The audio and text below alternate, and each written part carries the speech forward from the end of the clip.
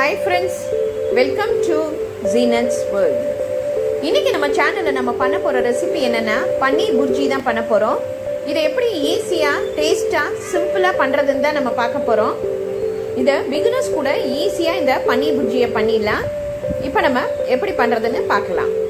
நான் இங்க பேன்ல ஒரு 2 ஸ்பூன் எண்ணெய் ஊற்றிக்கிறேன். எண்ணெய் நல்லா காஞ்ச ஒன்று பெரிய வெங்காயம் ஒன்று சின்ன சின்னதாக கட் பண்ணி இதில் போட்டுடலாம். அது கூடவே உப்பு தேவையான அளவு போட்டுக்கலாம். அப்போ தான் வெங்காயம் சீக்கிரம் நல்லா ஃப்ரை ஆகும்.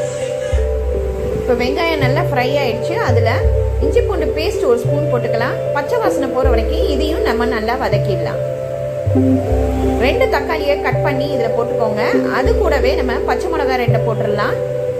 இது எல்லாம் ஃப்ரை ஆனவுன்னு மசாலாவை போட்டுடலாம். மஞ்சத்தூள் 1/2 ஸ்பூன், மிளகாய்த்தூள் 2 ஸ்பூன், மல்லித்தூள் 1 ஸ்பூன், கரம் மசாலா 1/2 ஸ்பூன். இப்போ மசாலா வாசனை போகிற வரைக்கும் நம்ம நல்லா வதக்கிடுவோம். தக்காளியும் நல்லா வெந்துருச்சு பாருங்க. இப்போ நம்ம ஒரு 1/2 கிளாஸ் தண்ணியை இதில் ஊற்றிடலாம். இப்போ இதுவும் சேர்ந்து நல்லா கொதிக்கட்டும்.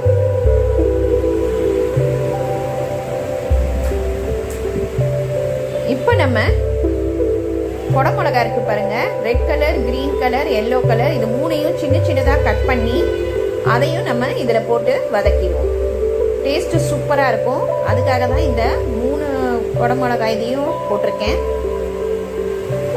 இப்போ இதை நம்ம நல்லா வதக்கிடுவோம்.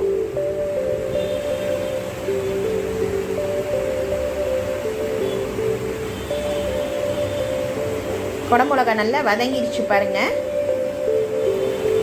இப்போ நம்ம துருவி வச்சிருக்கிற அந்த பன்னீரை இதில் போட்டுடலாம். இப்போ இதையும் சேர்த்து நம்ம நல்லா மிக்ஸ் பண்ணிட்டு ரொம்ப நேரம் கொதிக்க விட தேவையில்லை.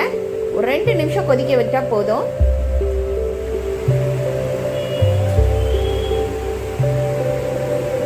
இப்போ நல்லா கொதிச்சிருச்சு பாருங்க. இப்போ நம்ம ஃபைனலாக கொத்தமல்லியை தூவி விட்டுடலாம். அவ்வளோதான், நம்மளோட சூப்பரான பன்னீர் புர்ஜி ரெடி ஆயிடுச்சு. சப்பாத்தி, பூரிக்கெல்லாம் ரொம்ப டேஸ்டாக இருக்கும்.